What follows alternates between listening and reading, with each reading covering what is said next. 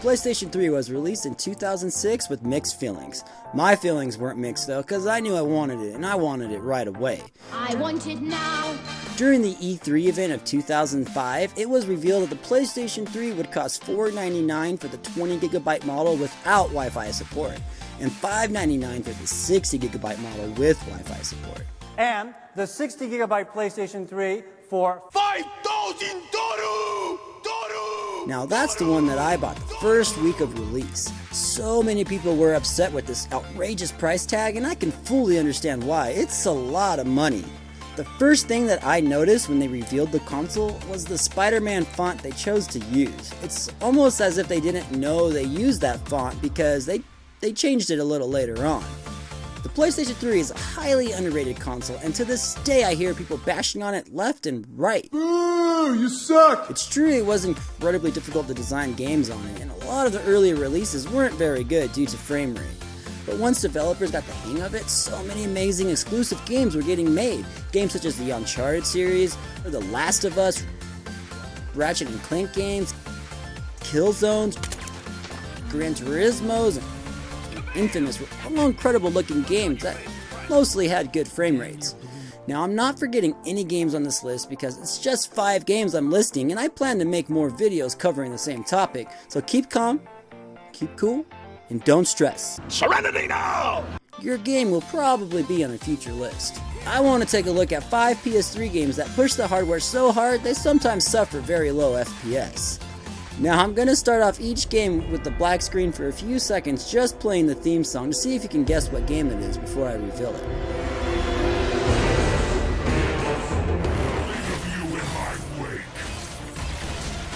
But with that being said, I'm Jurassic Ninja, and this is my 5 limit pushing PS3 games with low frame rates.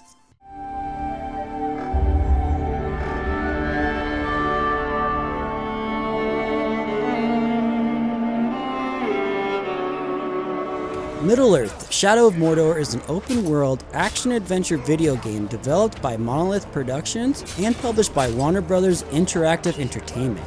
Released in 2014 with mostly positive reviews. The story takes place between The Hobbit and The Lord of the Rings. You play as Talion, who is responsible for guarding the Black Gates of Mordor. Soon after, Sauron's forces ritually sacrificed him, his son, and wife in an attempt to summon the Wraith of the Elf Lord. However, the Elf Lord suffers amnesia due to his status as a Wraith and instead merges with Talion, granting him all sorts of awesome abilities to wreak revenge.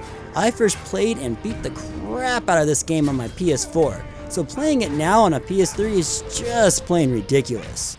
Look, you look really nice, you just don't perform that well. It's just time to move on, I'm sorry. Oh, hey. I will say it looks fantastic for a PS3 game, but it has some terrible screen tearing, and this is preventing my frame rate software to capture correctly. So I'll be showing Digital Foundry's frame analysis. Whenever you're getting into some combat, you're going to battle your way through 10 to 20 frames per second. But if you stand still, you do get some pretty good FPS though, so there is that. Shadow of Mordor runs at 960 by 540 and still sucks at frame rate. But hey, it sure does look nice. If you don't have a PS4, Xbox One, or a modern PC, then I suggest playing it on the 360 or the PS3 as it's still a fantastic game. Go back to it.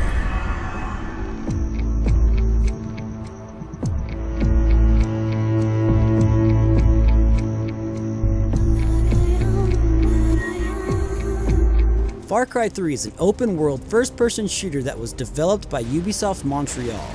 It was released in 2012 to critical acclaim. Way better than the boring Far Cry 2. The resolution is 1274 by 702, nearly 720p, but not quite there. The game starts off in the most incredible way. At first, it's an innocent vacation with Jason, his 2 brothers, and some friends. Then things take a big turn for the worse during a skydiving trip, and they land on a pirate-infested island. Soon after, they get captured by the pirate lord Voss Montenegro. That is crazy. I like this phone. This is a nice fucking phone. Who is played by Michael Mando. You might recognize him from a small show called Better Call Saul. Shortly after being captured, your older brother helps you break free, and you are quickly on the run in the most adrenaline-pumping chase scene that I have ever played. This intro to Far Cry 3 is just incredible and incredible looking too, but that's not without its downside. The frame rate here is so bad, it's sometimes hard to look at. Putting out around 10 to 20 frames per second is just plain wrong. Once you do make it to free roam, however, it does pick up to around 30 frames per second as long as you don't engage in combat. For me, however, none of this is an issue because it's just one badass, awesome looking game and fun to play. If you can't play it on a gaming PC, it's also available for the PS4 and Xbox One, so you can play an awesome frame rate and better graphics.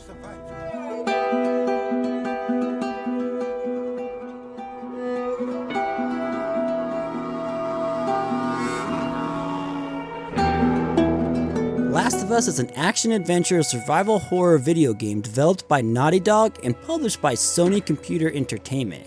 Released in 2013 with near-perfect reviews. The intro to this game is so damn good that it will make you keep on playing for hours if not all day and night.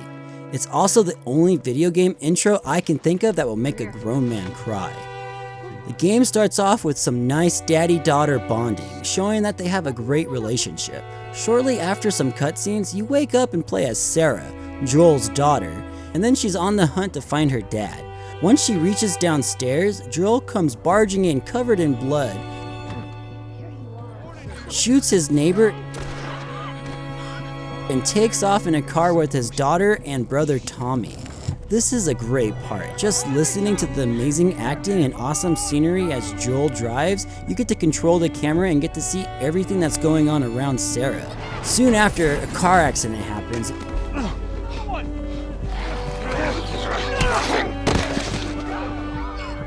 and you're on the run. An outbreak of mutant cordyceps fungus ravages the United States, transforming its human host into aggressive creatures known as the Infected. Tommy holds them back while you and Sarah make a run for the interstate. There's a spoiler warning here, so skip ahead if you don't want to know what happens next. Still here? Alright. I'm going. Joel starts rushing through the field and is ambushed by the Infected. A military man quickly takes them out to save the day. Or so they thought. He's been ordered to kill them both. He shoots at Joel and Sarah, they both fall to the ground, and then he approaches to finish Joel off. Then Tommy saves the day by shooting the military man in the head. This is when a grown man cries. One of the bullets made its way right into Sarah's stomach. I want to pick you up. I know, baby. I know it hurts. Come on, baby, please. I know, baby. I know.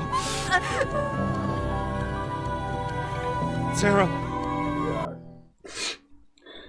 The fly hit me in the eye.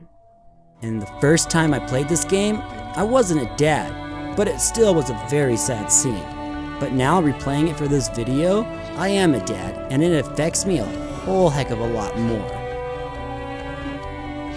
Last of Us runs mostly from 25 to 30 frames, but when things get heated, they can quickly drop down to the low 20s. Also, when you see some of these beautiful scenery shots, you are also getting around 20-25 frames. But this is a gorgeous game and a phenomenal story that will keep you hooked forever. It's also available on the PS4 with better frame rates and graphics.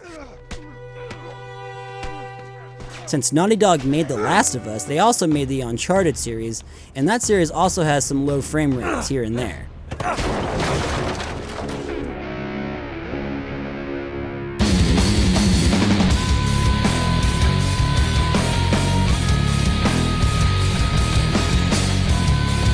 Grand Theft Auto 4: The Lost and the Damned is the first of 2 episodic expansion packs developed by Rockstar North and published by Rockstar Games. The Xbox 360 had it first on February 17, 2009, and the PS3 didn't get it until April 13, 2010, just over a year. You play as Johnny, the vice president of the Alderney chapter of the Lost MC, a motorcycle club which was featured in a number of missions throughout the course of Grand Theft Auto 4. The story focuses on Johnny's efforts to keep the chapter running while dealing with internal conflicts, gang warfare, drug running, and various enemies. It reminds me a lot of Sons of Anarchy because the VP of that show wanted to stop the killing and go back to the fun days. The game reviewed incredibly well and is still thought as one of the better storylines in a GTA game. The graphics on the PS3 are greatly improved upon when comparing them to Grand Theft Auto 4. You can tell that Rockstar started to better understand the PS3's complicated cell processor. This doesn't come without its downfalls though. The game pushes the hardware so hard that you often get very low FPS. If you're just doing slow movement stuff, you can maintain the 30 frames, but if you drive too fast or get more gang members in the same screen, you will drop to the low 20s a lot. Combat is no different. Whenever you get into some action, your frames will suffer. Is any of this an issue with the overall gameplay though? Mostly no, but sometimes when there's too much going on, it does get very choppy and hard to accurately aim at your targets. I also want to give a quick shout out to all the other GTA games as they put the PS3 into overdrive, especially Grand Theft Auto 5, but I only wanted to get in depth with one GTA game for this list. You can't be for real.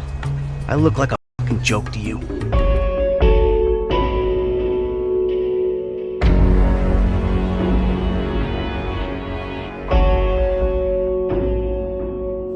Crysis 3 is a first-person shooter video game developed by Crytek and published in 2013 by Electronic Arts. Once again, the game received mostly positive reviews from several review publications. The game is set in a post-apocalyptic New York City in an effort to combine the urban landscape of the Crysis 2 and the forest setting of the original Crysis. This was due to a lot of complaints about Crysis 2 not being true to its original game that started it all. This wasn't the only thing fans complained about though. Crysis 2 was a very linear game, whereas Crysis 1 was extremely open world, leaving you a million ways to tackle your missions. So for Crysis 3, they open-ended the game's levels to grant the players more freedom. You play as Prophet, who needs to defeat the Seth, a technologically advanced alien race. A lot of emotional stuff happens that I don't want to spoil, but the story of Crysis 3 is much better than Part 2. This is one incredibly looking game with top-notch acting and an amazing soundtrack.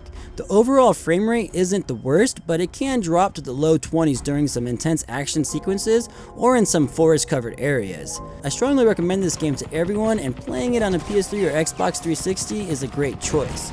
Of course, if you have a gaming PC, that's the best option as you can get 60 frames and install graphics mods.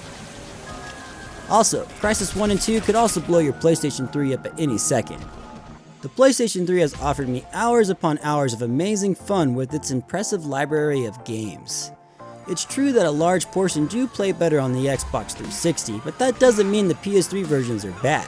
Well, there are a few bad ones. I will always love my PlayStation 3 games and continue to play them forever, unless it's on PC, then I'll play it on there. But I'll play the PlayStation 3 exclusives on my PS3 all the time. Unless it's remastered on the PS4, then I'll play it on there. Unless that's remastered again on the PS5, then I'll play it there. I guess what I'm trying to say is, the PS3 has amazing games, and they are so good that they keep getting remastered, so it's a good thing. With that being said, I'm Jurassic Ninja, and this was my list of 5 limit-breaking PS3 games with low frame rates. Please don't forget to subscribe, like, comment, share, and ring that bell to help this channel grow. You've all been incredible with all your comments and always driving me to be better. Thank you fans for your dedication, and take it easy.